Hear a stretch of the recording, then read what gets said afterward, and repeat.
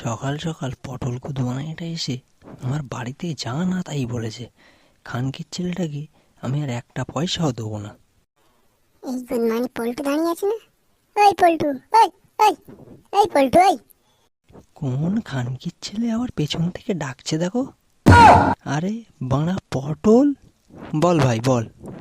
তুই যে আমাকে বললি তোর থেকে নাকি টাকাটা নাকি চোদন নিয়েছে। চোদনের সাথে তো আমাকে সকালবেলা দেখা হয়েছিল। চোদন তো বললো না একবারও এ কথা। তুই বিশ্বাস কর ভাই, আমি ওকেই দিয়েছি। খানকির ছেলেটা যদি এখন কিছুই না বলি, তাহলে তো আমি মানে পুরো কেস খেয়ে যাবো। অত শত জানি না গুদমারানির বেটা, পয়সা আমার চাই।